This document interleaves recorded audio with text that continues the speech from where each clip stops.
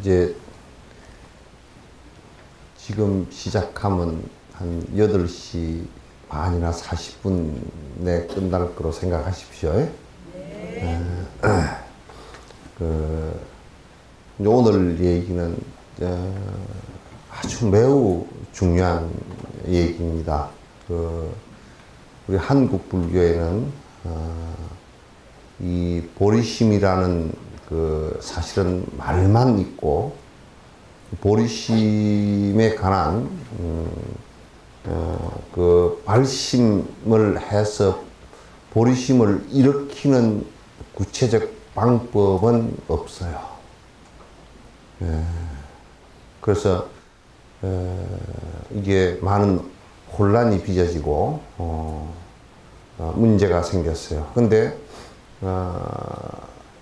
보리심을 일으키지 않고 불교가 될 수 있느냐 하면 불가능해요. 우리가 부자가 되려고 할 때 나는 돈을 벌어서 부자가 되겠다는 마음이 먼저 생겨야 되겠죠, 그죠? 그렇다고 긍정한 사람은 동안이 엄마 한 사람밖에 없어요. 마음을 그렇게 우선 일으켜야 안 되겠습니까? 그죠? 마음을 일으켜야 되는데, 부처가 되려고 하는 사람들이 부처가 되고자 하는 마음을 일으키지 않았거나, 그렇잖아요. 그죠? 서울에 가야 될 사람이 서울에 가야 될 마음을 일으키지 않았거나, 서울에 갈 마음을 안 일으키면 서울에 도착할 수 있겠어요, 없겠어요? 불가능하다 말이야. 그래서 깨달음을 이룩해서 부처가 된다는 것도 결국은 그 마음을 일으켜야 되는 것이라. 일으켜야 되는 것이라. 그걸 어떻게 일으킬 것이냐가 매우 중요해요. 일으키는데 그냥 일으켜라, 나는 부처 돼야 되겠다, 이렇게 해서 되느냐? 그게 안 된다고 말이죠. 마치 그거는 우리가 농부에게 저 밭에 벽실을 뿌렸으면 좋겠다, 그렇게 얘기하니까 옆에 사람이 뿌리라? 어떻게 뿌리는데요? 모르겠다, 그냥 흩어버리라. 언제 흩는데요? 그건 모르겠다. 그냥 뭐 따뜻해지면 흩어라? 그렇게 되면 그 농사가 안 되겠죠, 그죠? 그와 같이 그 마음을 일으키는데 그 마음을 어떻게 일으키고, 무슨 마음을 일으키고, 어떻게 일으키고, 그 마음을 어떻게 수행해 나가느냐라는 것이 매우 중요하다고 말해요. 그래서 그걸 부처가 되는 데는 부처의 씨앗이 뭐냐? 부처가 될 때 무슨 씨앗을 심으냐? 여러분, 콩을 수확하려면 콩을 심어야 되겠죠, 그죠? 벼를 수확하면 벼를 심어야 된다. 선한 마음을 내면 내가 선한 좋은 결과들이 오게 되어 있잖아요. 그런 것처럼 그게 분명히 씨앗이 있다. 부처의 씨앗이 있단 말이야. 그 씨앗을 심는 것이 매우 중요한데 그 씨앗을 보리심이라고 얘기를 해요. 그 씨앗을 보리심이라고 얘기한단 말이야. 그래서 그거는 딴 데서 가져와서 나한테 심는 것이 아니고 내가 일으켜서 내가 그렇게 되는 것이에요. 내가 그렇게 되는 것이란 말이죠. 이게 이제 매우 중요해요. 그래서 그 보리심을 갖다 이제 일으키는, 근데 우리 여러분 입보리 행론이라는 책을 이제 하기로 했잖아요. 그죠? 그 입보리 행론에 이게, 입보리 행론에는 요 얘기가 안 나와 있으니까 지금 이 얘기를 가지고 보완을 하고 들어가는 게 좋겠다. 그런 얘기예요. 그래서 이제, 그거는, 논에는, 입보리 행론에는 이미, 지금 이 얘기는 전제가 다 된 상황 속에서 나온 얘기인데 우리는 왜 이걸 하느냐? 우리는 이 바탕이 하나도 없단 말이죠. 바탕이 하나도 없단 말이죠. 그래서 이 마음을 지금 오늘 설명하려고 하는 이 마음을 일으키지 않으면 불교가 또 아니란 말이에요. 콩밭이라고 이름은 써붙여 놓고 콩을 안 심은 거나 똑같단 말이에요. 콩밭이라고 앞에다가 이름을 써붙여 놨다고 콩밭이 아니죠. 그죠? 콩밭이요? 이름을 써붙여 놨다고 해서 콩밭은 아니란 말이에요. 이름을 안 써붙여 놔도 콩을 심어 놨다 그러면 콩밭이죠. 그죠? 그런 것처럼 부처가 되고자 하는 이 마음을 갖다가 보리심이라 그러는데 이 보리심을 어떻게 일으키느냐라는 거예요. 그게 경에 구체적으로 나와 있는 것이 부모 은중경하고 목련경이에요. 목련경이에요. 이거는 이제 한국 사람들은 불교가 들어온 지 1600년이 됐는데 이걸 아직까지도 이해를 못하고 있는 거예요. 우리는 아직까지 이걸 이해를 못해요. 우리는 뭐라고 생각하냐면 이 경은 그냥 효도경. 그래서 정조대왕이 사도세자의 자기 아버지가 억울하게 죽어서 아버지에게 효도하는 마음으로 수원 용주사 짓고 그게 탱화도 그리고 김홍도 하백에게 그 탱화를 그린 거야. 그리고 이게 부모 은중경을 판을 만들어서 경판을 인쇄를 해서 전국에다 배포를 하면서 부모에게 효도하라고 한 경이기 때문에 부모에게 효도를 하는 경이다. 이렇게만 알려져 있고 목련경도 역시 그렇게만 알려져 있어요. 그럼 그 얘기가 틀린 얘기냐면 틀린 얘기는 아닌데 완벽하게 틀린 얘기예요. 그럼 무슨 말을 그렇게 하십니까? 틀린 얘기는 아닌데 완벽하게 틀린 얘기예요. 뭐냐면 효인데 효를 행하는 것이 완전히 다른 각도란 말이죠.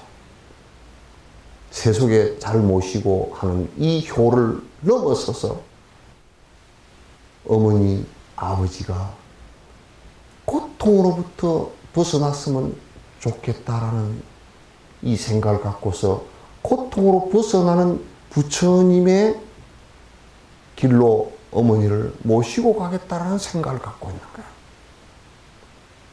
여러분, 어머니가 아이고 내 다리야. 그러면 어디 가자고 그럽니까? 병원에 갑시다. 병원 갔다 왔는데 약을 먹어도 잘 안 낫는다. 야, 또 어디 가자 그럽니까? 찜질방.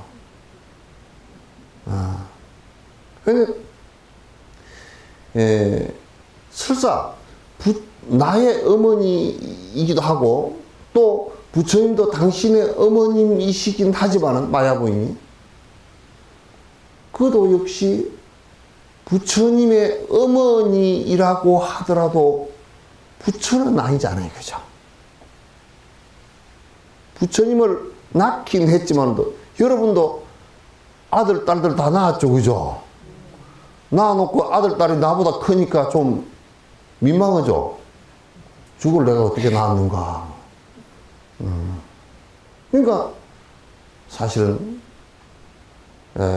부처님이라는 아들을 낳았지만은 실제적으로는 부처님은 완벽하게 고통을 벗어났지만은 그렇다고 어머니가 벗어나진 건 아니란 말이죠. 그래서 이 어머니를 갖다가 고통으로부터 벗어나게끔 내가 모시고, 마치 우리가 몸이 아플 때 병원으로 모시고 가고, 내가 주물러 드리고, 음식을 맛있게 해드리고, 찜질방을 가고, 이렇게 하는 것과 같이 내가 그 어머니를 갖다가 어머니에게 은혜를 갚겠다. 은혜를 갚는다라는 것이, 최종의 은혜 갚는 것은 부처님, 어머니께서 언젠가는 도를 이루어서, 큰 깨달음을 이루어서 정말 고통으로부터 벗어나서 영원한 해탈을 얻게끔 바라는 그 마음이란 말이죠.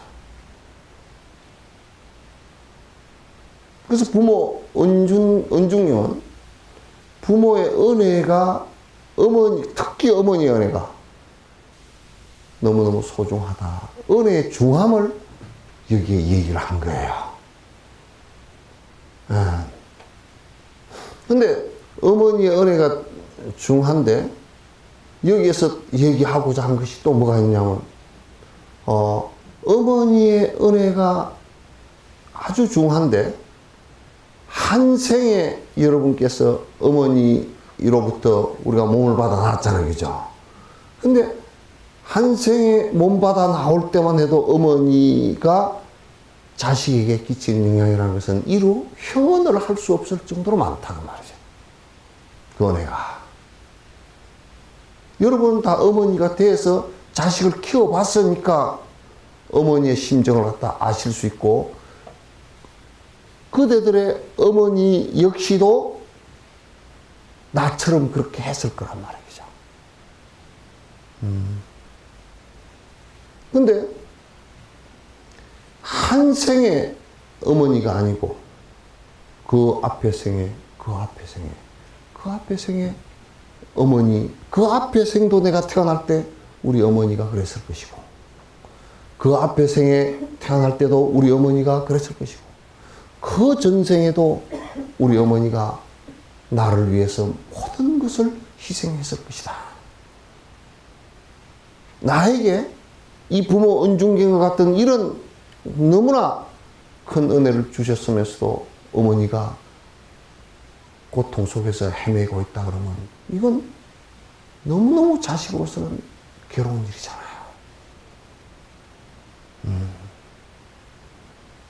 지금 우리는 이런 소중한 가치들을 너무 가볍게 생각해. 그래서 이 오랜 생을, 내가 1000번을 이 세상에 태어났다 그러면 1000분의 어머니가 계실 것이고, 10,000번을 태어났다 그러면 10,000분의 어머니가 계실 거죠. 100만 번을 이 세상에 나왔다 그러면 그거는 동물일 때도 마찬가지야. 100만 분의 어머니가 계실 것이란 말이야. 이 세상에 내가 인연이 있어서 만나는 사람이 내 어머니가 아닌 분이 한 분도 아니 계실 거란 말이야. 물론 이 생의 어머니, 그 전생의 어머니, 그 전전생의 어머니, 시간 차이는 있겠지만은, 그리고 좀 더 깊이 있게 케어를 해준 분도 계시고 좀 더 옅게 해준 분은 계시지만은, 그러나 근원적으로는 거의 다 비슷해. 이분들이 육도윤회의 고통을 받고 있다고 생각하면 우리가 뭐라고 생각을 해야 될지 모르겠어요. 저분들을 어떻게든지 고통으로부터 벗어나게 해야 되겠구나. 여러분도 지금 누구의 어머니이고 또 누구의 딸이고 아들이기도 하지만은 누구의 어머니이지만은도 나는 괜찮다, 아가 안아도 괜찮다 그러지만 안 괜찮거든. 죽음 앞에서 두려운 것은 마찬가지고 가난해서 괴로운 것도 마찬가지고 아파서 괴로운 것도 마찬가지고 마찬가지란 말이에요. 그래서 그 어머니의 은혜를 갖다가 한 생의 은혜를 갖다 생각을 깊이 해놓으면 다른 수많은 생의 나의 어머니의 힘들었던 그리고 나에게 베풀어 주셨던 그 은혜를 갖다 우리가 깊이 알 수 있고 그렇기 때문에 내가 함부로 살 수 없고 내가 이 어머니를 전부 다 모시고 깨달음으로 가서 육도 윤회로부터 벗어나게 해야 되겠구나. 그래서 종국에는 이분들이 전부 다 번뇌로부터 벗어나서 승부를 하신 뒤에 우리 어머니들이 전부 다 승부를 하신 뒤에 내가 마지막에 승부를 해야 되겠구나. 이 생각을 내는 것이 보리심이에요. 내가 괴로우니까 나는 그냥 참선해가지고 공부해서 깨달음으로부터 벗어나야 되겠다. 이건 불교 아니야. 이건 불교 아니야.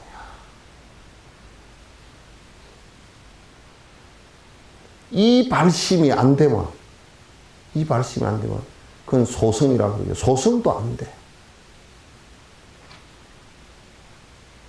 이제 우리가 이제 적어도 우리 여수에 진옥 스님이 아무리 쫄대기였지만도 32년 동안 법문을 했고, 근데 이제는 이제 기복 불교는 불교 아닙니다. 그 소리를 하지 맙시다. 귀에 못이 박이도록 들었죠? 안 들었나 또 할까?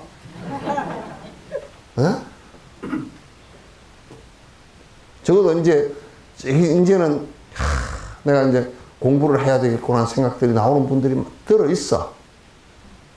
제법 열심히 하겠다라고 생각하는 사람도 있고 발심을 하는 사람도 들어 있고 그래. 그래서 마치 내가 생각해 보니까 내가 저 화엄사에서 공양주를 할 때 말이야. 그 동자승들이 많았거든. 13명인가 됐어. 그래서 됐는데, 거기에, 옛날에 과자도 없고, 사실 애들 고기도 먹고 싶고, 뭐 애들 쫄쫄 다 굶고, 밥을 그러니까 한 그릇씩 먹어도 그냥 자꾸 공양간에 와가지고, 아무것도 없어요? 들여다보고 가고 불러보는 거라서 내가 꾀를 내가지고, 그때 쌀이 귀할 때거든. 쌀이 11월 달 되면 똑 떨어져 버려. 그래서 그래도 에라이 내가 그냥 눈 질끈 감고 누룽지를 큰 솥에다가 밥솥이 크거든. 밥솥이 목욕탕 한 3사람 들어갈 목욕탕 방이에요. 그따 그냥 밥을 싹 눕가버렸어. 눕가가지고 탁 이제 그때 설탕을 부산 보살님들 보고 좀 사오라 그래가 누룽지를 밥을 싹싹싹싹싹 딱 흘려 이 설탕을 싹 거쳐가지고 불을 뚜껑을 살짝 닫아놨다가 그게 오삽 이 세면 섞는 오삽으로 우리 주걱을 했거든. 그걸 가지고 옆으로 딱 세워가지고 착착 밀면 바둑판처럼 착착 되고 그래 쫙 하면 이게 누룽지 과자가 맛있겠다. 예? 그걸 누룽지 과자가 정말 맛있는 누룽지 과자야. 그래 이만큼 그것도 노장한테 들키면 안 되니까 쌓아놨다가 그리고 호주머니 넣고 가다가 슬쩍 주고 그럼 이 자식들이 좀 다니면서 숨기면서 먹으면 좋은데 꼭 다니면서 오도도도도 다녀가지고 나를 갖다가 그 어디서 나왔냐 진옥 스님이 주셨어요. 그 나한테 와가지고 뭔 누룽지를 그렇게 눌리냐. 아유 스님 애들 배가 고파서 누룽지를 좀 눌립니다. 그러면 노장님이 한 말씀은 꼭 하셔. 그럼 많은 대중들이 굶는다. 그리고 아마 그 말만 하고 가셨더라, 그냥. 해주라고. 그래서 뭐 눈찍을 갖고 해줬지. 이 누룽지처럼, 우리가 그 업에 의해서 부모의 은혜를 생각 못하고, 업이 누룽지가 돼서 딱 붙어가지고, 있다가 이제 발심을 하기 시작하면 오삽으로 싹 긁는 것처럼 쫙 일어난다고. 발심이 돼. 그래서 이 부모 은중경을 보고 목련경을 보면서 성격이 조금 달라요. 부모 은중경하고 목련경. 부모 은중경은 부모 어머니가 나를 잉태해 주시고 뱃속에 품어 주시고 또 이제 애 낳을 때 큰 고통을 당하고 하는 이런 큰 그 고통을 당하고 어려움을 당하면서도 아이를 갖다 키워서 성인으로 만들어서 이렇게 살 수 있게끔 만들어 주신 것에 대한 얘기고, 목련경은 그럼에도 불구하고 어머니가 지옥을 가버렸다. 그 목련존자가 보고서 너무너무 괴로워가지고, 처음에는 우리 어머니가 나를 낳아주시고 저런 큰 은혜가 계셨으니 천상에는 틀림없이 태어났을 것이다. 그래서 신통력을 얻고 난 뒤 천상을 봤어. 신통력으로. 없어. 그럼 수라에 계신가? 그것도 없어. 그럼 인간에 계신가? 하고 봐도 없어. 설마 축생이 됐을 거라고? 축생도 없어. 내가 잘못 봤나? 아기를 봤어. 아기도 없어. 설마 우리 어머니가 지옥에 가 계실 거? 지옥을 봐도 없는 거야. 그런데 천이통을 가지고 들으니까 지옥에서 비명 소리가 들리는데, 나 목말라 죽는다고 물 내놓으라고 고함 지르는데 어머니 소리야.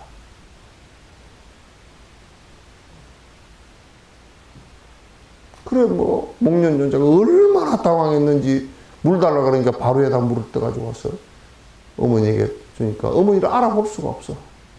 전신만신에 칼자국이고 피가 낭자하고. 그 어머니에게 물 달라 그래서 물을 가져가서 입을 벌리고 물을 넣어주니까 불이 확 돼버려. 되질 않아.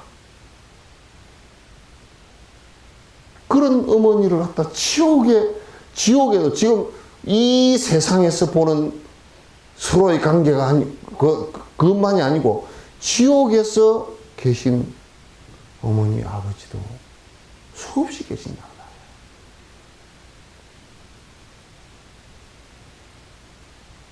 우리는 나만 생각하면 그냥 편안하게 맛있는 거 먹고 잘 자고 이렇게 하겠지만, 나를 낳아주시고 길러주신, 그리고 이 세상에서 가장 은혜로운 분이 누구라고? 하나님이지. 가장 은혜로운 분이 어머님이잖아.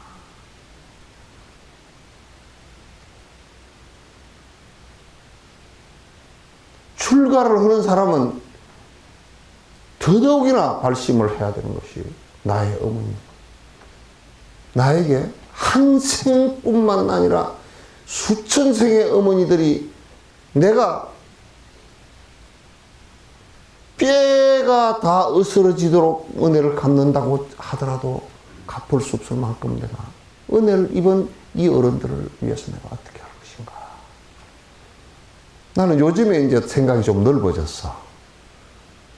요즘에는, 전에는 생각이 내가 가만히 게 되게 좁았던 것 같아. 뭐냐면, 이게 만나는 사람들 뭐 우리 어머니인가 그랬더니 여수 시민이 다 같아, 지금은 이제. 여수 시민이 다인 것 같아. 같은 지역에 이렇게 태어나. 내가 여러 생을 한 30만 번을 태어났나 보다. 그래서 어떻게 하면 여수가 조금 더 많은 분들이 편안하고 나로 인해서 행복이 조금이라도 이루어졌으면 좋겠다. 그런 생각을 항상 하게 됐어. 그건 내가 행복해. 참, 행복하다는 생각이 들 때가 많아요. 그래서 이 마음을 갖고서 내가 은혜를 갚겠다 이 생각을 가지면서 은혜를 갚는 방식이 고통으로부터 벗어나는 부처님의 법을 가르치고 이끌어서 내가 모시고 받들고 이끌어서 성불의 길로 나아가도록 내가 하겠다. 이 생각을 하고 모든 내 어머님이 성불을 할 때까지 나는 뒤에서 받침을 다 하다가 맨 꼬름이 어머니 치맛자락을 잡고서 내가 성불을 하겠습니다. 그 생각을 갖는 거란 말이야. 어디 가가지고 내 것만 달라고 하는 내 욕심만 채우려고 하는 그런 종교가 아니야, 불교는. 적어도 그런 불교가 아니야.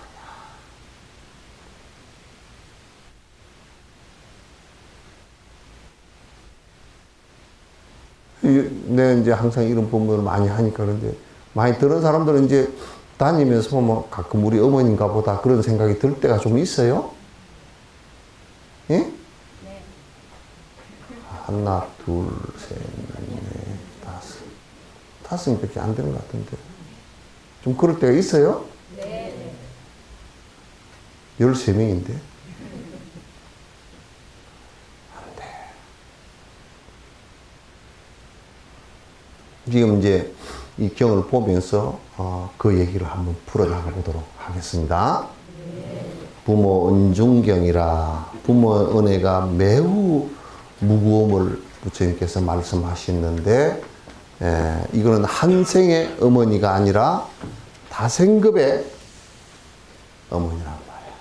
그 영가축원 할 때 그 얘기가 나와. 상세에서 망부모 그러죠, 그죠? 먼저 돌아가신 선망의 부모. 그 앞에 어머님들. 이거는 지금 내가 요 얘기를 꼭 해드려야 돼요. 지금 내가 이렇게 얘기한 것은 그런 마음을 내라고 내가 지어서 한 것이구나. 사실이 아닌 얘기를. 아니야, 사실이야. 불국사 석굴암이야. 불국사하고 석굴암 가서 봐보세요. 김대성 씨가 전생에 어머니를 갖다가 전생을 기억을 다 하고 있어. 그래서 전생 어머니를 모시다가 이생 부모하고 같이 다 모시다 두 분 다 돌아가시니까 전생 어머니를 위해서는 저 석굴암을 하고 이생 그 양 부모님을 위해서는 불국사를 지었잖아. 그게 보리심이야. 그게. 불국사는 어떻게 지어서 불국이 어떻게 됐을까? 이 얘기는 한국에서 내가 처음 하는 얘기인데 누가 했으면 이 인터넷 보고 나한테 얘기하시오. 내가 취소할 테니까. 처음 하는 얘기인데 불국사, 불국토가 어떻게 해서 불국토가 됐겠어? 불국사, 불국사가 불국토거든? 어떻게 해서 됐겠어요? 보리심.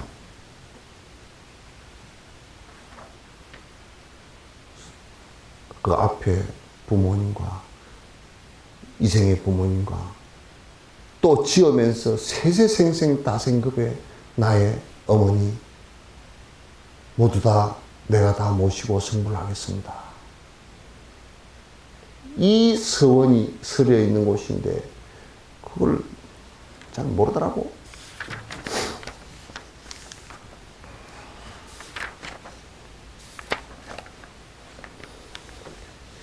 부모 은중경이라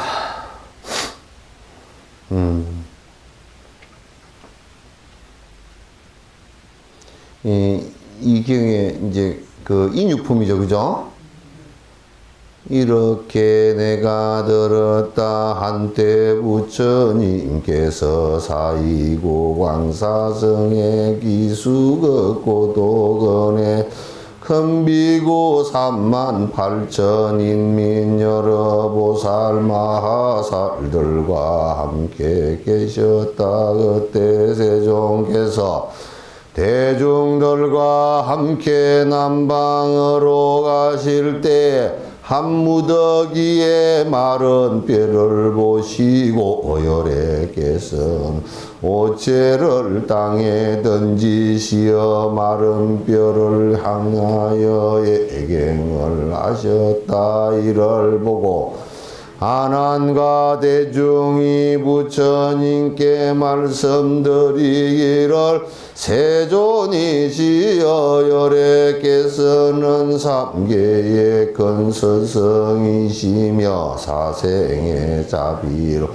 아버지이시며 여러 사람들이 기존경하옵는데 어찌하여 마른 뼈에 예배를 하시옵니까? 부처님께서 알아 이러시기를 내가 비록 나의 뛰어난 제자로서 출가한 지는 오래되었지만 아는 것은 아직 넓지 못하다. 이 한 무더기의 뼈는 혹시 나의 오랜 조상이나 부모님의 뼈일 수도 있기에 내가 지금 예배를 하는 것이니 부처님께서 다시 하나 내게 이러시길 내가 이제 이 한 무더기 마른 뼈를 가지고 둘로 나누어 보아라. 만일 남자의 뼈라면 희고 무거울 것이며 만일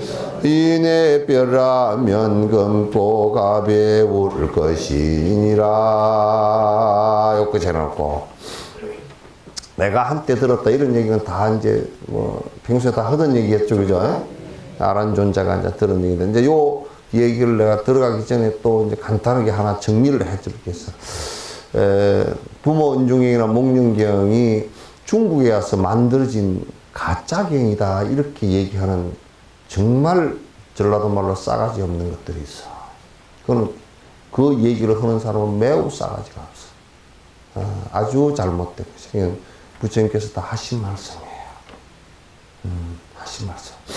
그래서 그런 얘기들은 이제 있는데 그런 얘기는 전혀 뭐 우리가 그 계열 바가 아니고, 그래서 아란존자가 내가 이와 같이 한때 들었습니다. 부처님께서 사이국 기수국 고도원에 어디에요? 건강경이 설한대죠, 그죠? 큰 비구 38,000인 및 여러 보살만. 그때 이제 처음에 가실 때는 1250명이었잖아요, 그죠? 이때는 이제 38,000명의 비구가 있었다네요. 엄청나게 숫자가 엄청나게 늘어나서 38,000명이면, 지금 그 인도 남부의 대궁절에 가보니까 그게 5,000명이거든? 그래도 엄청났고, 이번에 칼라차크는 가니까 한 50만 되었으니까, 엄청나게 많았고. 그때 세종께서 이제 남방으로 가실 때 한 무더기에 마른 뼈를 보시고, 마른 뼈가, 마른 뼈 그런 얘기 아니고, 해골더미가 하나 있었어. 거기에 부처님께서 이제 이렇게 가시다가 인사를 크게 오체 투지를 했다. 그러니까 이제 아란이 생각해 볼 때, 글쎄, 삼계 대도사이시고 사생에 잡으신 부처님께서 어떻게 하찮은 뼈무덤을 보고 절을 하는가? 그 질문을 한 거야. 그러니까 부처님께서 말씀을 하시는 거예요. 그대는 참 모를 것이다. 이 뼈가 지금 여기는 경에는 무슨 선세 조상이었거나 이런 얘기 있죠, 그죠? 요거는 지금 번역하는 사람이 첨가한 얘기야.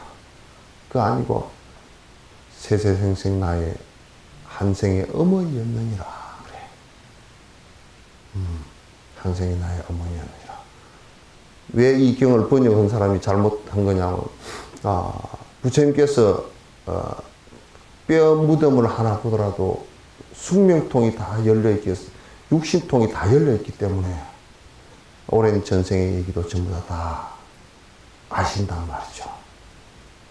이분은 한생의 나의 어머니였다. 어머니였는데 누가 보살펴 주지도 못하고, 누가 죽었는데 시신을 걷어주지도 못하고,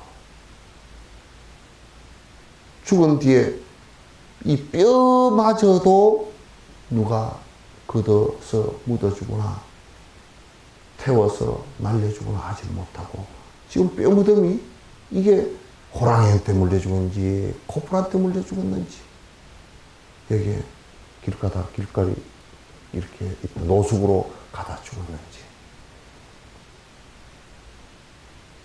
나의 어머니가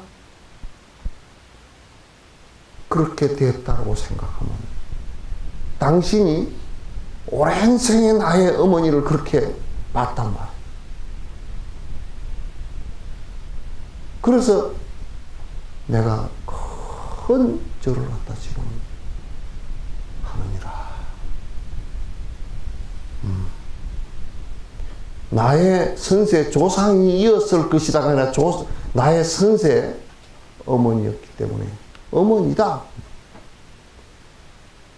이랬을 것이다 저랬을 것이가 나가 아니에요. 부처님은 이럴 가능성이 있고 저럴 가능성이 있어서 저를 한 게 아닙니다. 그렇다고요. 그래서 인사를 크게 드렸어요. 드리면서 이제 이 부처님께서 이제 그러면서 제자들에게 이제 설명을 하기 시작한 거예요. 너희들이 보리심을 일으켜서 모든 중생을 구제해야 되는 일이 너희의 어두운 눈으로 바라볼 때는 전부 다 이 생에 나를 낳아준 어머니마저도, 이 생에 직접 보고 있는 어머니마저도 지가 힘들고 그러면 그냥 귀찮아하고, 아이고 그 나이에 그냥 그 나이에 돌아가시도록 놔두시오.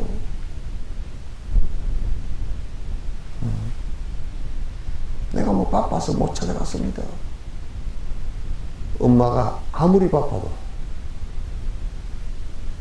아이가 젖 먹을 때가 되면 당신이 밭에서 일을 하시다가 발걸음이 어디 떨어지는 줄도 모르고 허둥지둥 뛰어오다가 넘어지시고 다 그렇게 해서 키운 자식들 아니요.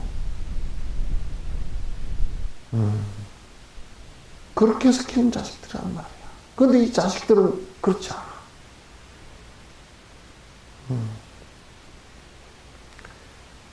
그래서 여기에 이제 남자의 아마 뼈를 한번 봐라 그 얘기야.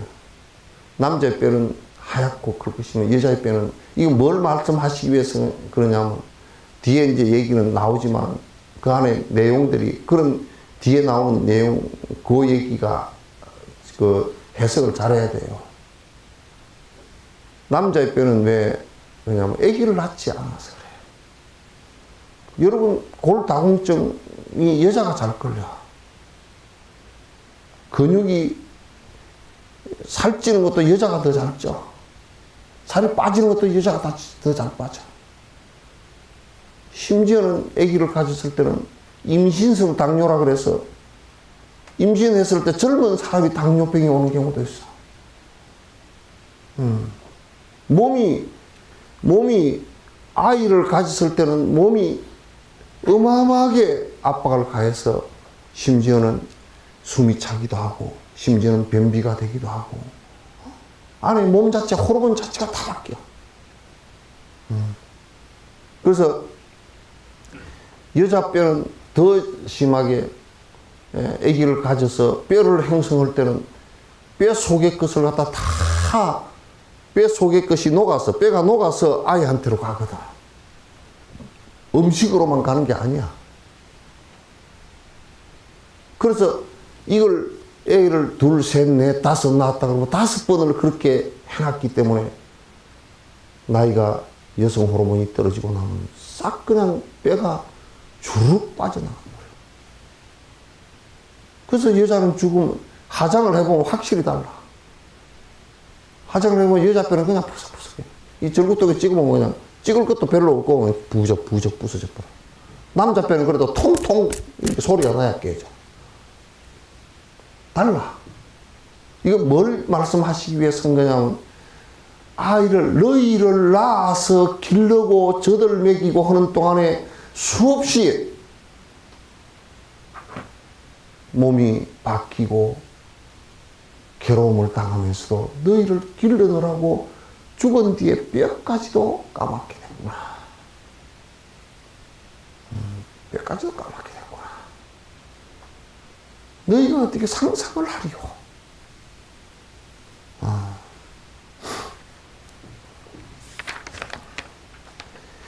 하나님이여 가여 부처님께 다시 여쭈다 세조시여 남자는 이 세상에 살아있을 때 옷을 입고 띠를 두르고 가죽신을 신고 사모 장식을 하는 고로 남자의 몸인 줄 알지만 여인은 이 세상에 살아있을 때는 연지와 곤지를 곱게 찢고 바르고 난초와 사양을 치장하는 고로 여인의 몸인 줄 알게 되나 지금처럼 죽은 후에 백골더미를 가지고 제자를 어떻게 제자로 하여금 어떻게 알아보라고 하십니까? 알아보. 지금 살아있을 때는 뭐 여자 남자 구분하기는 쉽잖아요, 그죠? 근데 죽은 뒤에는 해부학적으로 이제 할 수는 있겠지만 그러나 그것도 쉽지도 않아. 쉽지도 않아. 부처님께서 하나님께 이르시기를 만일 남자라면 세상에 있을 때 절에 가서 공부도 하고 아는 놈도 있어.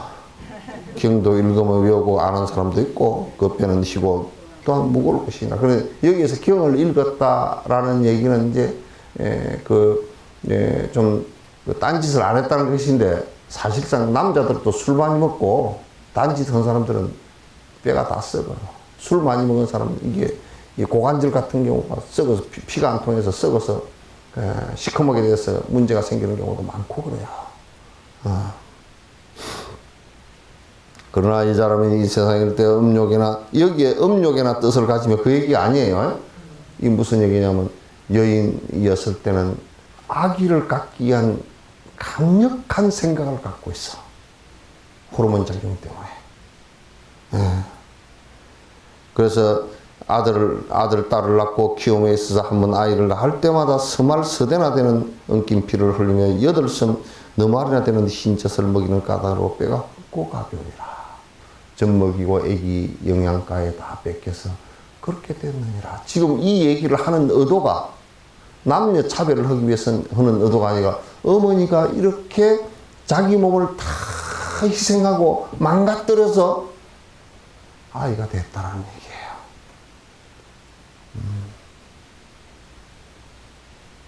그래서 아이가 됐는데 그만 함부로 생각하고 그런 은혜에 대해서 깊이 생각을 안 한다 그러면 문제가 정말 심각하죠. 하나님 이 말씀을 듣고 마음이 칼로 베이는 것처럼 아파하면서 눈물을 흘리며 비통해하며 부처님께 주기를 세종이시여 어머니의 언덕을 어떻게 갚아야 되겠습니까? 이게 이제 이 은중경의 질문이야.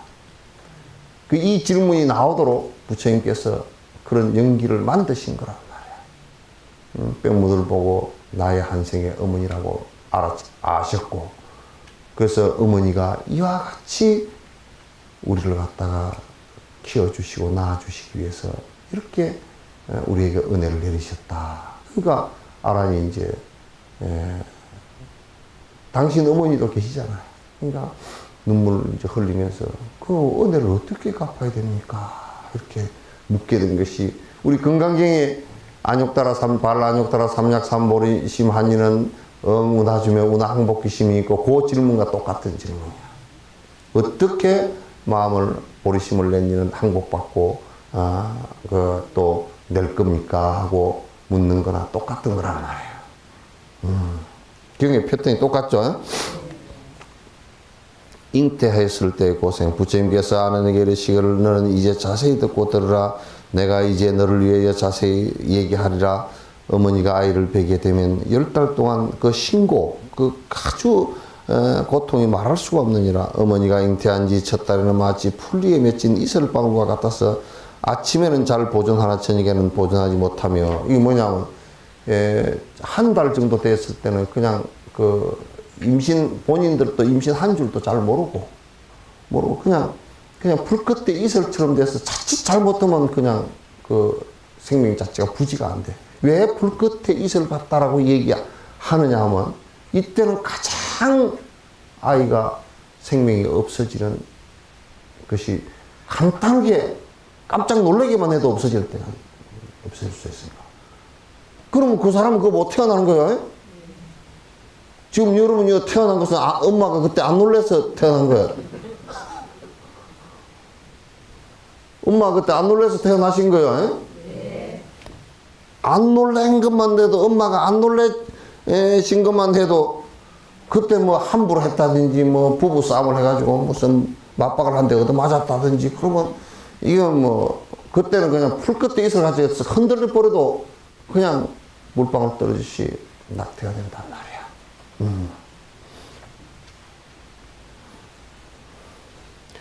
이런 새벽에 모여들었다가 오시가 되면 흩어져 사라지게 되는 거야. 이게 이제 이런 아침에 물방울이 그렇잖아요. 그죠? 풀 끝에 있으리 이런 아침에 달렸다가 그냥 오전 10시쯤 되면 싹 나가라 그리고 없는 것처럼 그렇게 위태로운 지경인데 어머니가 자궁 속에다 잘 보존해서 그래서 여자는 남성 호르몬이 나오면 안 돼. 왜냐면 싸우면 안 되니까. 쌈박질하면 안 되니까. 큰일 나.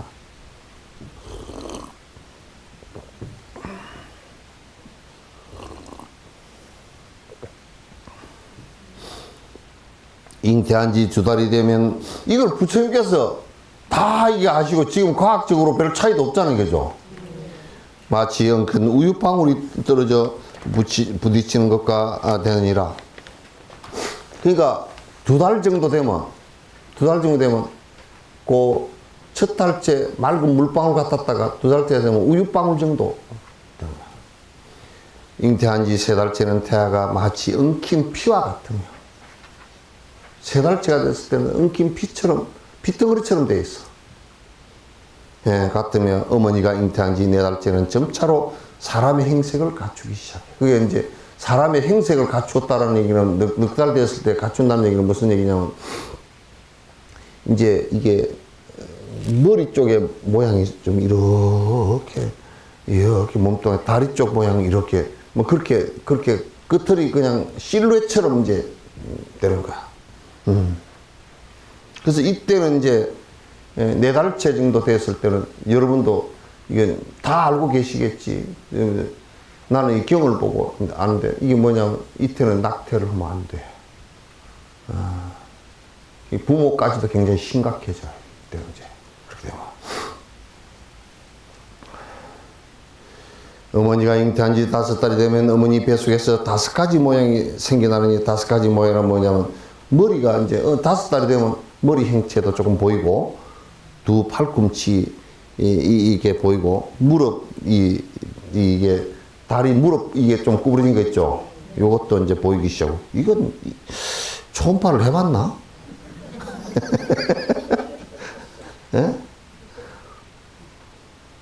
무릎이 아파요. 그 모양이 그렇게 드러나. 어머니가 잉태한 지 6달이 되면 태아가 어머니 뱃속에서 여러 가지 정이 열리게 된다. 6가지 정이란 이제 눈도 이렇게 살짝 살짝 그 모양이 조금 생기고 또 귀가 생기고 코가 그다음에 입이 혀가 또 뇌가 이렇게 좀 발전을 하기 시작해. 옆에 뜻이 육정이다 그랬죠, 그죠? 뜻이 아니고 이게 뇌입니다.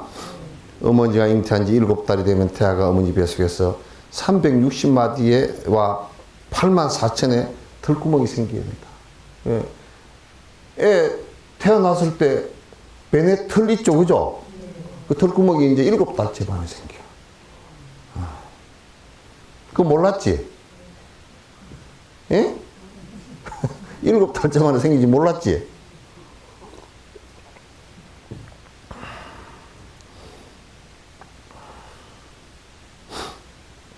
어머니가 잉태한 지 8달이 되면 그 뜻과 꾀가 생기고 9개의 구멍이 뚜렷해요. 그러니까 9개의 몸에 구멍이 뚜렷하게 생겨난다. 뜻과 꾀가 생겨나면 요때가 되면 이제 뭐냐면 이때 어머니가 죽게 돼 가지고 만약에 낙태를 하거나 뭐 문제가 생겨서 이렇게 하려고, 수술을 하려고 그러면 이때는 막 그 자궁 속에서 도망을 가.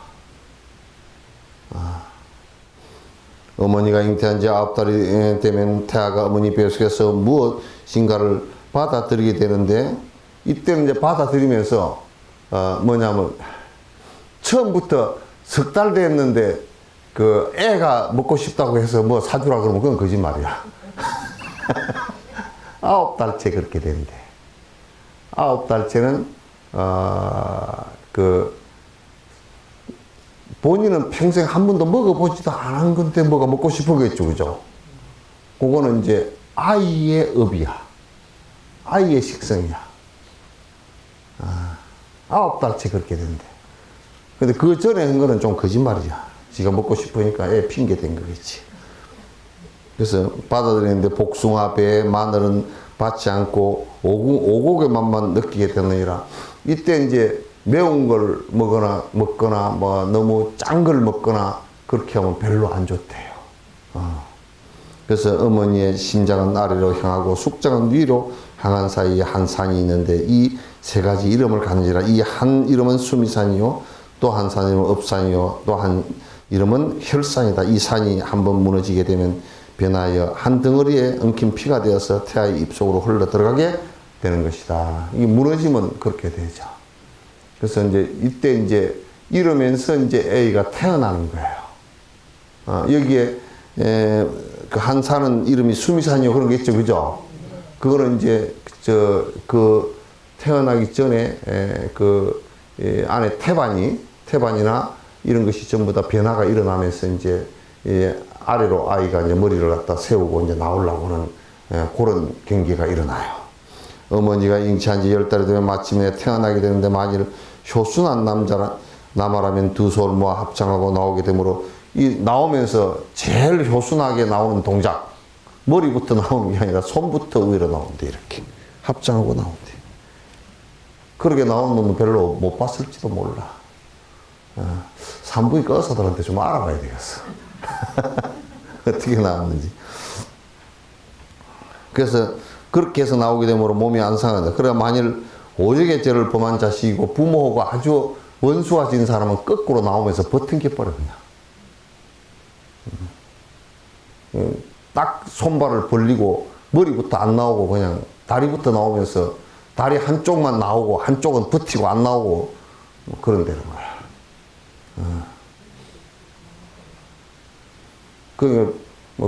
그런 자식이 혹시 거꾸로 나오면서 오역죄를 짓고 부모하고 원수가 져서 난 안 나간다고 버티고 고생을 한 놈 있으면 나오면 뭐 볼기짝을 한 대 후려 쳐놔 그냥.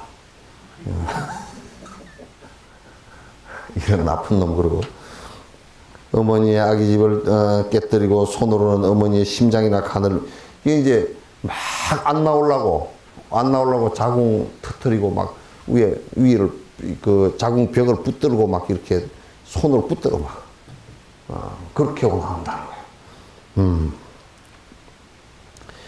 다리로는 어머님의 골반을 갖다 받치고 힘을 밟고서 서서 어머니로 하여금 마치 1,000개의 칼로 배를 쑤시며 1만 개의 칼로 심장을 저미는 것처럼 고통을 주게 된다. 이처럼 고난을 주고 이 몸을 받아 생을 얻었음에도 또 오히려 10가지 은혜를 더 갖는다. 이렇게 10달 동안 품어서 우리를 갖다 탄생하고 했으니 요만큼 우리에게 은혜를 준 분이 없잖아요, 그죠? 예? 네. 있어요, 더? 그런데 말이야, 개떡같이 옆에 무슨 별 볼 일도 없는 사람한테는 밥 잘 사주면서 말이야, 엄마한테는 잘 사주지도 않고 말이야. 있다는 거 말이야. 그러니 인간답지 못해. 그래서 유교에서도 백행지 근본이 모든 행의 근원 자리를 갖다 효라고 왔어요. 옛날에 유교 조선시대 때는 불효한 놈은 관직에도 안 써주고 아무 데도 안 쓰였어. 불효한 놈이다 그러면 그 다음에는 농사 짓는데 머슴살이도 안 들이나. 왜? 저놈이 지은 농사 밥을 먹고서 우리 애가 불효해질까 싶어서. 안 했단 말이에요. 요즘에는 그냥 부려막심하고 개철배기 같고 뭐 그런 것들도 뭐라고 생각하냐. 그래도 뭐 돈만 있으면 된다는데, 돈만 있으면. 그러니 사람이 마음이 얼마나 천박해졌느냐 말이에요. 돈만 있으면 된대. 그래서 이제 이렇게 하고 나서도 10가지의 부모에게 피해를 끼친 것이 있고, 어머니에게 피해 끼친 것이 있고, 또 내가 그것이 은혜가 되어서 갚기조차 힘든 큰 은혜가 되어 있단 말이에요. 첫 번째, 아이를 배워서 지키고 보호해주신 은혜라 이제 시로 되어 있습니다. 여러 거듭하여 온 무거운 인연 금생에 다시 태어나 모태에 들었네. 달이 가고서 오장이 생기고 7달이 흘러서 육정이 열렸네. 한 몸뚱이 무겁기가 선악과 한 가지요. 가고서는 몸놀림 바람 피해 조심하며 쌓아두고 쳐다보는 비단옷 먼지 않고 매일 보는 거울에 티끌만 묻었네. 이게 이제 어쨌든 10달 동안 뱃속에서 품어주지 않았다 그러면 우리는 생명 보존 자체를 못해. 생명 보존. 우리는 기억이 없지만도 생명을 보존할 수 있는 그 뭐 아무것도 없잖아요, 그죠? 뱃속에서 품어주지 않았다 그러면 어떻게 그렇게 했겠는가? 둘째, 아이를 낳으실 때 고통이라. 아이 베어 10달 지나 해산의 어려움 다가오면 밤지나 아침마다 중병든 사람 같고 나날이 정신이 흐려지고 어둡고 겁난 마음 의다리 근심 짓는 눈물은 흉금을 채우고 슬픈 빛을 띄우며 주위에 하는 말 이러다가 죽지나 않을지 겁이 나네. 그러니까 이때는 아이를 낳고 그럴 때는 뭐 몸도 변하고 마음도 굉장히 이러다 내가 죽는 거 아닌가. 그래서 옛날 요즘에는 뭐 의사들이 워낙 병원이 발달되고 이제 의술이 발달돼서 그렇긴 하지만 옛날에는 아이 낳다 많이 죽기도 하고 많이 죽었어요. 옛날 아이 낳다가 그렇게 하기도 하고 그런 세월이 다 있었잖아요. 그래서 그 산모의 그 힘들 모습이라는 것은 이루 행언할 수가 없는 모습이라. 셋째, 자식을 낳고 근심을 버리시나요? 자비로운 어머니 그대 낳은 날 오장이 모두 물러나간 듯 몸과 마음이 함께 까무러쳤고 피는 흘러서 양을 잡은 것 같네. 낳은 아이 건강하다는 말 듣고 그 누리는 기쁨 배로 늘었네. 그러나 기쁨이 지나 찾아오는 걱정, 아픔이 심장까지 미치네. 이제 애를 낳고 나서 그 아픈 모습, 아픈데 그래도 애가 태어났고 애 우는 소리를 듣고 빗덩이를 닦아서 엄마 품 안에 안겨주고 저들 물릴 때는 한사 괴로움을 그 힘들었던 모습을 다 잊고 아이를 바라보면서 행복해 하는 그런 모습이었단 말이에요. 본인을 그렇게 희생하고도 어머니께서는 내 하나 다치지 않고 힘들지 않고 세상에 태어나서 이제 첫 호흡을 하고 나의 품 안에 안기는 모습을 보고서 모든 시름을 다 잊었던 그런 은혜가 있다. 자식이 부모에게 생각해 보라고. 어머님이 아프셨는데 치료를 갖다가 죽자 살자 치료를 하다가 어느 날 어머님이 탁 나았어. 그러면 그간에 고생한 것 싹 다 잊어버리고 깊어서 어쩔 줄 모르는 그런 효자와 같은 모습이라. 그런 효자가 있나?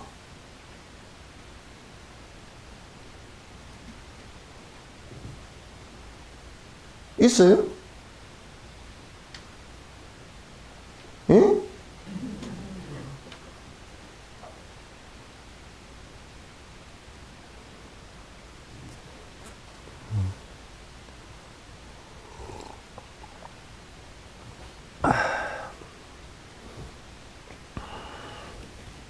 넷째, 쓴 것은 삼키시고 단 것은 뱉어 먹이시느니라. 무겁고도 기쁘신 부모님 은혜 베푸시고 사랑하시고 한때도 잊지 않고 단 것은 남겨두고 잡수실 것 무엇이며 쓴 것을 삼키셔도 싫어함이 없으시네. 무거우신 사랑은 어찌 참으리 기쁘신 은혜의 슬픔만 오락가라. 언제나 한 생각 어린 자식 배불리시고 자비하신 어머니 굶주려도 만족하시네. 애 먹이려고 당신은 애 먹이려고 옛날 없을 때 애한테 주면서 나는 그거 먹을 줄 모른다. 너들 먹어라. 나는 먹으면 지금 배가 아프다. 너들 먹어라. 다 그러시면서 우리를 키웠는데 우리는 그냥 공짜로 큰 것처럼 그렇게 생각하는 불효막심한 모습이다. 한선사 회장님이 여보 살림도 그렇게 키웠지? 아들 그렇게 키웠죠? 지금 이 법문 할 때 여보 살림 살아계시면 좋을 텐데.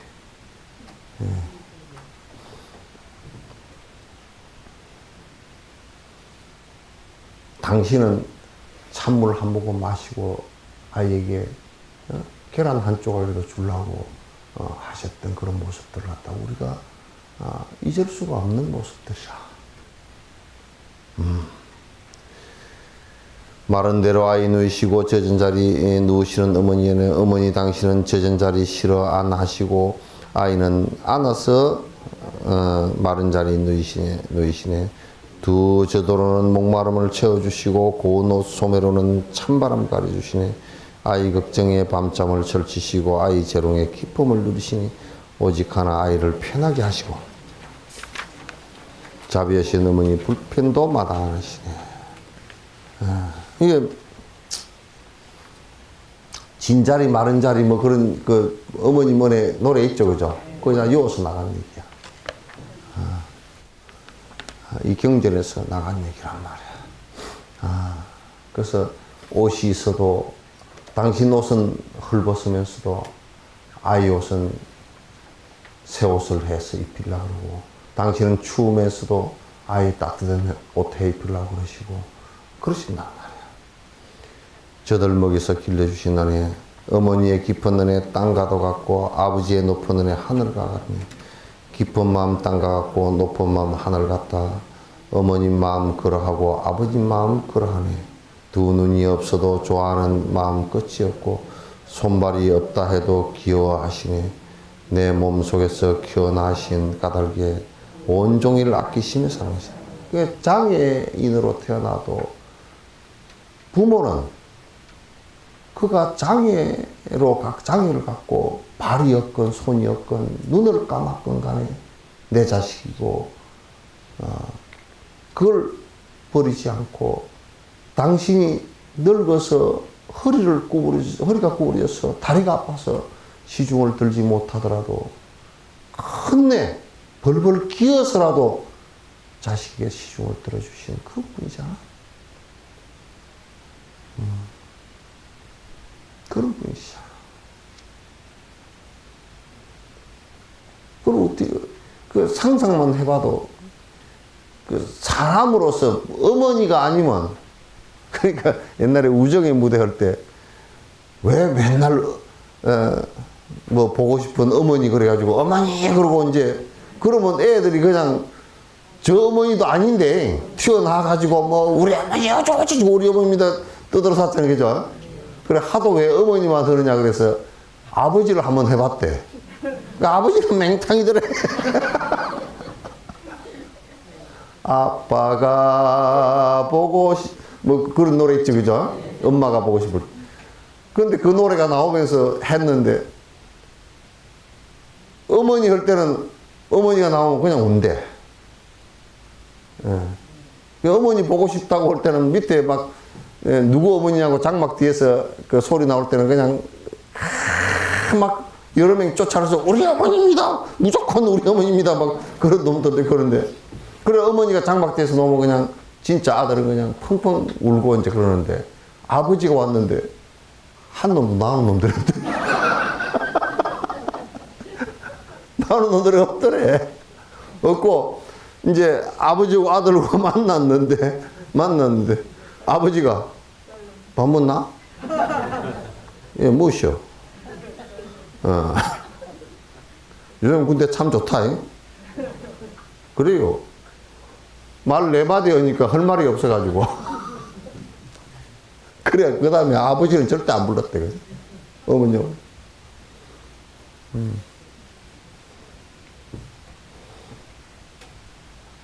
그래서 그렇게 우리를 위해서 온 몸을 갖다, 온 마음을, 당신 진짜 일생을 다 바쳐서, 아니, 요즘에 보니까 또 텔레비 안 나도 알지만, 또 딸이 50살이고 할머니가 80살이야. 큰 농촌에서 마늘 키우고 뭐 해가지고 계란 다 해가지고 딸이 오면 그거 싸주느라고, 아, 이것도 갖고 와라. 엄마 안 된다니까 뭐, 아, 이것도 갖고 와라.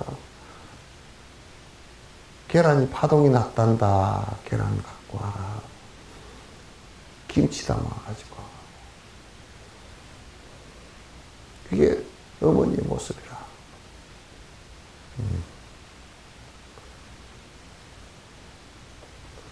그래서 어머니의 그런 모습들은 내가 뭐라 삭기는 하지만도, 뭐라 하긴 하지만, 그건 굉장히 너무 지나쳐서 뭐라 하는 것이지, 지나쳐서 애가 망치니까 하는 소리지, 실제로 어머님은 해도 지나치다고 생각을 안 해요. 그래서 내가 그 얘기를 잘 알아. 그걸 알기 때문에 본인은 아무리 해도 다 줘도 지나치게 줬다는 생각을 안 한다니까, 자기 자식한테는. 손주한테는 주면 좀 그런 생각이 난데, 근데 지 자식한테는 말은, 어이구, 저 도둑놈 그러면서도 입은 뒤에 걸려있대. 예.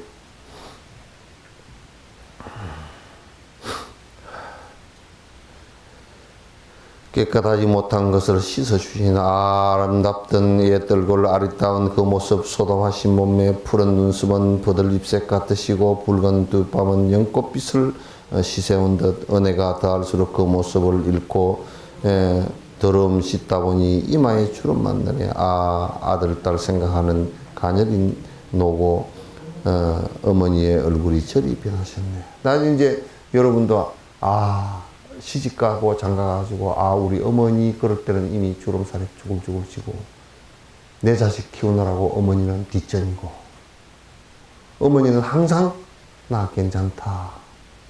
죽으면서도 나 괜찮다. 굶주리면서도 나 괜찮다. 외로우면서도 나를 괜찮다. 뭐로 그냥 텔레비에 전에 선전이 하나 나오대. 나 괜찮다. 그러면서 뭘 얘기하더만, 그죠? 나는 그런 거 필요 없다면, 나는 이럴 때면 나는 그 텔레비 그 필요 없다. 그런 식으로. 그건 재밌는데. 하여튼 그런 것도 잘 안 해. 우리 애 고생시킬까 싶어서, 아이고, 나는 괜찮다. 저녁에는 아파가지고 꿍꿍꿍 가르면서 나는 괜찮다. 그러면서 아들 보면서 내가 다 늙었으면 늙었지 네가 왜 그리 늙었냐 안타까워하시고 매한 그러셔.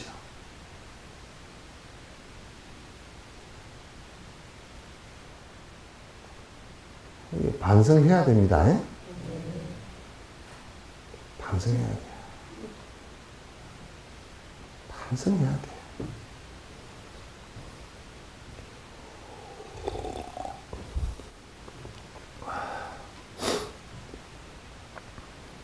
자식이 멀리 나가 걱정하시는 애 죽어서 이별이야 말할 것도 없고 살아서 생이별 또한 고통스러운 것. 자식이 집 떠나 멀리 나가면 어머니의 마음 또한 타양집이라네. 낮이나 밤이나 자식 집 쫓는 마음, 흐르는 눈물은 천갈래인가 만갈래인가. 새끼를 사랑하는 어미 원숭이 울음처럼 자식 생각에 애간장이 녹네. 그러니까 자식이 어디를 가잖아. 가면 엄마는 가지도 못하고 집에서 마음만 가 있어. 거기에. 우리 애가 뭐하나? 우리 애가 다치지 않았나? 우리 애가 점심 먹고 다니나? 우리 애가 춥지 않을까? 우리 애가 남에게 모멸당하지 않을까? 올 때가 되면 저 사립 앞에 서가지고 목을 쭉 늘었더러 우리 애 안 오나? 그게 어머니잖아. 그게 어머니잖아. 자식을 위하는 마음으로 9번째 나쁜 업을 하시는데 강처럼 산처럼 중하신 아버지 어머니 안에 갚고 갚아도 갚기 어려워라. 자식의 괴로움 대신 받기 원하시고 자식이 고단해 어머니는 불안하니 자식이 먼 길을 떠난다는 말을 들으시고 가는 길 밤추위 실로 걱정되네. 아들 딸 잠깐 고생도 어머니는 오래도록 마음 졸이네. 그러니까 부모님은 사실은 여러분들도 뭐 시청 직원들도 어떤 때는 또 여러분 직장인들도 그러잖아. 에이 빌어먹을 직장 이 상사 뵈기 싫고 때려치워버릴까 그러다가도 자식 새끼 생각해보면 때려치울 수가 없어. 내가 고생스러우면 고생스럽지. 우리 애들 굶기고 우리 애들 어떻게 키우라고. 그래서 자식을 위해서는 다 자기가 짊어져. 다 자기가 짊어져. 전에 저쪽에 전라도 어디 쪽에서 저쪽 그 서해안 쪽에서 그런 일이 있었어. 집에 불이 났는데 노모가 많이 그 불에 화상을 많이 입었는데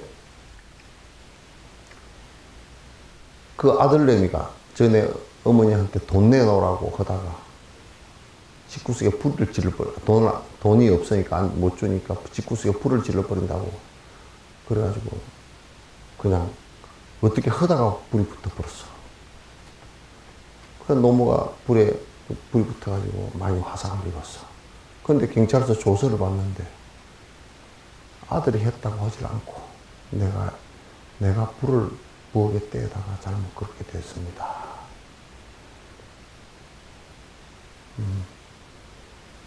자식을 위해서는 감옥소라도 갈 생각이 있고 지옥에라도 갈 생각이 있는 거야. 이게 노모들의 생각이라고. 응? 노모들의 생각이라고. 열째 끝없는 자식 사랑으로 애태우는 깊고 무거우신 어머님은에 깊고 무거우신 부모님은에 베푸신 사랑 잠시도 끊임이 없네. 일어서나 앉으나 마음을 놓지 않고 멀거나 가깝거나 항상 함께 하시네. 어머님 연세 100세가 되어도 80된 자식을 항상 우려하시네. 부모님의 이 사랑 언제 끊어질까? 이 목숨 다할 때까지 미쳐오리.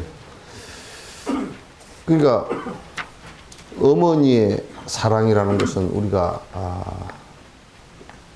자식을 사랑하는 어머니의 사랑이라는 것은 이 세상에 가장 지고지순한 사랑이라. 가장 보편적 사랑이면서도 가장 지고지순한 사랑이라. 그래서 사실은 조선시대에 와서 이상하게 바뀌었지만 여성이 아기를 낳고 아이를 키우고 한 생명을 키우기 때문에 옛날에는 그래서 여성을 전쟁터에도 보내지 않고 다 보호를 하려고 그랬다. 남자는 전쟁터에 나가서 죽기도 하고 그러지만 여성은 전쟁터에 나가지 않고 그 제일 나쁜 부대들이 여성을 겁탈하고 전쟁에서 죽이고 납치해가고 했던 것은 그런 잔혹한 전쟁은 뒤에 결국 성공을 하지 못했다고.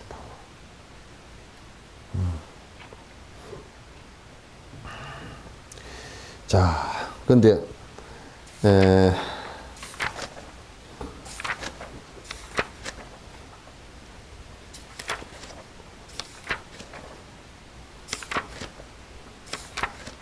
요걸 다음에 1시간 더 합시다. 예? 불효 요 부분 한번 부처님께서 다시 아른에게 이르시기를 내가 중생을 보니 비록 사람의 성품을 이어받았으나 마음과 행동이 어리석고 어두워서 부모님의 크신 은혜와 덕을 생각지 않고 공경하는 마음을 잃고 은혜를 버리고 덕을 배반하여 어질고 자비로움이 없이 효도를 하지 않고 의리가 없느니라. 부처님께서 계속해 이르시되 어머니가 아이를 가져 10달 동안은 일어서고 앉는 것이 매우 불편하여 무거운 짐을 진 것 같고 음식이 잘 소화되지 아니하여 마치 오랫동안 병든 사람과 같다. 달이 차서 아이를 낳을 때도 고통이 심하여 잠깐 동안의 잘못으로 죽게 되지 않을까 하는 두려움에 쌓이며 돼지나 양을 잡는 것처럼 피를 흘려 땅을 적신다. 온갖 고통을 이처럼 받으신 뒤 이 몸을 낳으셔 쓴 것은 삼키고 단 것은 뱉어서 먹이시며 안아주고 업어서 기르신다. 더러운 것은 빨아도 싫어하지 않으시고 더운 것도 참고 추운 것도 참아 온갖 고생마다 않으시고 마른 곳을 골라서 자식을 눕히시고 자신은 젖은 곳에 두려워하지 않고 주무신다. 3년 동안 어머니의 젖을 먹고 자라서 마침 나이가 들면 얘와 얘를 가르치시며 시집 장가 들여 뺏을 자리에 내보내기 위해 공부도 시키고 직업도 갖게 한다. 이렇게 힘써 애써 가르치고 하여도 은혜가 아직은 다 끊어졌다고 할 수 없다. 아들, 딸이 병이라도 들게 되면 부모님은 또한 병이 생기며 자식이 병이 나으면 자유로운 어머님의 병 또한 나으신다. 이렇게 기르시면서 하루 빨리 어른 되기를 바라신다. 부처님께서 계속 이러시기를 자식이 이었고 다 자란 뒤에는 오히려 불효를 행한다. 부모와 함께 이야기를 나눔에도 마음에 맞지 않는다고 눈을 흘기면 눈을 부릅뜨고 눈동자를 뺑글뺑글 굴리는 놈도 있다.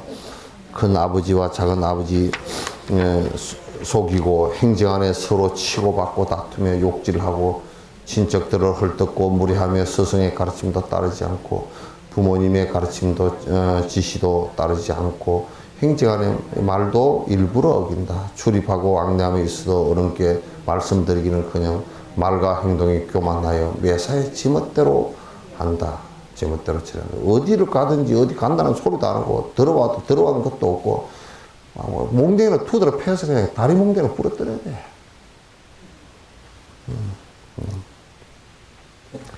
이런 것을 부모들이 다 이루고 어른이 그런 것을 바로 말하여 주어야 하거늘 어린아이라고 어여쁘고 가여하여 어른들이 덮어주기만 한다. 점점 커가면서 하나워지고 삐뚤어져서 응당 잘못한 일도 반성하지 않고 오히려 성을 내어 들게 된다.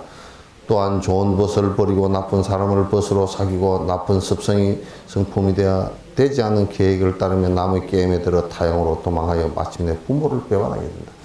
이게 이제 이렇게 부도난 애 없고 뭐 어디 그냥 어디 도망가 버리고 어디가 죽었는지 살았는지 연락도 없고 그러면 뭐 부모로서는 그냥 죽을 지경이지.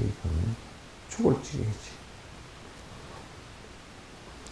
집을 떠나고 고향을 이발하여 혹 장사길에 나가거나 혹 싸움터에 나가 지내다가 갑자기 결혼이라도 하게 되면 여기에 빠져서 오랫동안 집에는 돌아올 수도 없게 된다. 그러니까 지 색시한테 빠져가지고 뭐 부모한테는 뭐 연락도 안 하고 혹은 타행해서 잘못하여 남의 게임에 들어 행액으로 갇히게 되어 억울하게 행보를 받기도 하고 감옥에 갇혀 목에 칼을 쓰고 손발에 쇠고랑을 차기도 한다. 혹 우연히 병을 얻고 고난을 당하거나 매우 사나운 운수에 얽혀 고통과 고난에 배고프고 고달파도 누구 하나 도와주는 사람이 없고 남의 미움과 천대 속에서 거리에 나앉는 신세가 되어 죽게 되어도 구해주고 돌아보았던 사람도 없게 된다. 죽게 되어 시체는 부풀어 터지고 문드러져서 햇볕에 쪼이고 바람에 날려 백골만 뒹굴게 된다. 이렇게 타양 땅에 버려지면 친척들과 함께 만나 즐겁게 지내기는 영영 멀어진다. 이래도 부모님 마음은 자식을 뒤쫓아 항상 의심하고 걱정하고 살고 걱정으로 살고 혹은 울다가 눈이 어두워지기도 하며 혹은 비통하고 애끓는 마음에 기가 막혀 병을 이루기도 하며 혹은 자식을 생각다 못하여 마음이 새가 죽기도 하며 하늘 지닌 귀신이 되어서도 자식 생각하는 마음이 끝내 줄어들지 않는다. 혹은 다시 들으니 자식이 효도와 의리를 숭상하지 않고 나쁜 무리들과 어울려서 무례하고 추악하고 거칠고 사나워져서 무익한 일을 익히기를 좋아하고 싸움질하며 도둑질이나 하며 술 마시고 노름하며 여러 가지 과실을 저질러서 형제에게까지 그 누를 끼치며 부모의 마음을 어지럽힌다. 새벽에 나갔다 저녁에 돌아와서 부모를 걱정에 잠기게 한다. 부모의 지내는 생활이 춥거나 덥거나 조금도 아랑곳하지 않고 아침 저녁이나 초하루 보름에도 부모를 편히 모실 생각은 추워도 않으며 부모가 나이 들어 쇠약하여 모습이 보기 싫게 되면 오히려 남이 볼까 부끄럽다고 괄시와 구박을 한다. 혹은 또 아버지가 홀로 되고 어머니가 홀로 되어 빈 방을 혼자서 지키게 되면 마치 손님이 남의 집 살이하는 것처럼 여기어 평상과 먼지 그 자리의 먼지와 흙을 틀고 닦을 데가 없으며 부모가 있는 곳에는 무난하거나 들여다보는 일조차도 끊어지고 만다. 그러하니 방이 춥고 덥고 부모가 배가 고픈지 목이 마른지 일찍 알까들게 없다. 그러하여 부모는 밤낮 스스로 슬퍼하고 탄식을 하게 된다.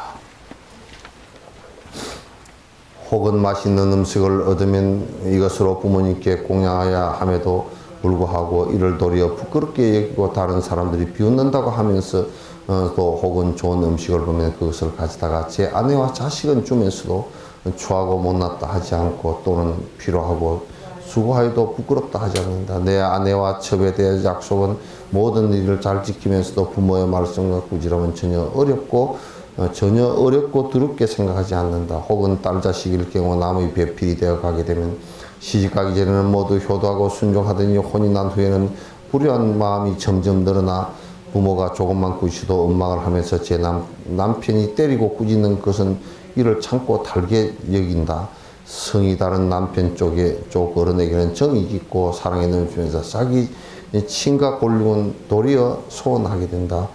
혹 남편을 따라서 타향으로 옮기게 되어 부모를 이별하고도 사모하는 마음이 없으며 소식도 끊어지고 핀지도 없게 된다. 그래야 부모는 간장이 끊어지고 오장육부가 뒤집힌 것 같다. 딸의 얼굴을 보고 싶어 하는 것이 마치 목마른 때 물을 생각하듯 간절히 하여 잠시도 쉴 새가 없게 된다.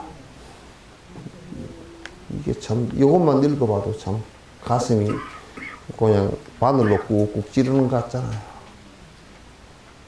그래도 지는 잘 산다고 그러면서도 잘 사는 게 아니야. 바늘로 꾹꾹 찌르는 것 같잖아. 그러니까 부모들과 특히 어머니는 당신이 죄다 뒤집어 쓰고 당신이 감옥살이를 가고 지옥을 가더라도 자식에게 피해를 주지 않기 위해서 산다.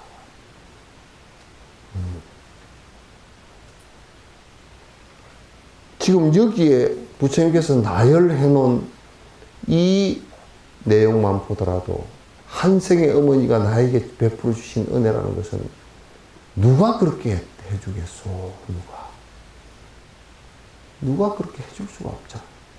그럼 그 어머니가 고통을 받는다라고 생각을 한다 그러면 우리가 뭘 어떻게 해야 될지를 생각해 봐야 된다. 그리고 이 생의 어머니뿐만 아니라 그 전생 오랜 생을 태어나면서 수많은 사람에게 은혜를 갖다 입었다면 내가 그를 위해서 갚을 수 있는 방법이라는 게 무엇이 있는 것인가를 잘 생각해 봐야 돼요. 그래서 발심을 하는 거란 말이에요. 내가 어머니를 잘 보살피고 잘 위로하고 잘 보필하고 잘 뒷받침하고 하는 것도 하겠지만 그와 그 위에다가 어머니가 근원적으로 해결이 안 되는 생사의 문제와 육도윤회의 고통의 문제를 갖다가 풀어주기 위해서 내가 부처님처럼 공부를 해서 이분들을 갖다 전부 다 모시고 깨달음의 세계로 가겠다는 이 생각을 갖는 것을 보리심을 냈다 그러고 발보리심을 냈다 그러고 그래서 이 보리심을 낸 연후에라사 내 업이 소진되기 없어지기 시작해요. 그때부터 이제 업이 사라지기 시작하는 거예요. 선업이 그때부터 시작되는 거예요. 그냥 하라 그러면 할 수가 없어. 나의 어머니에게 한다라고 깊이 관상을 하면 할 수가 있단 말이야.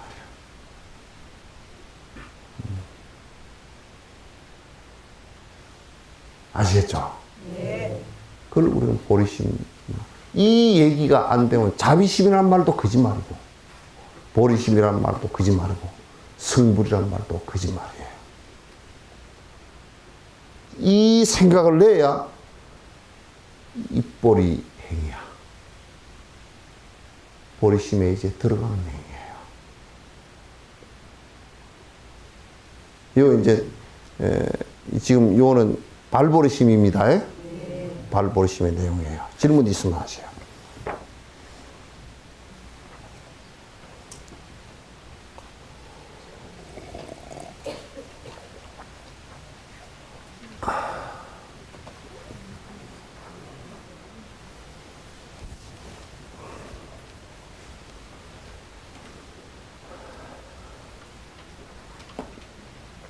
자, 없으세요? 자, 끝내겠습니다.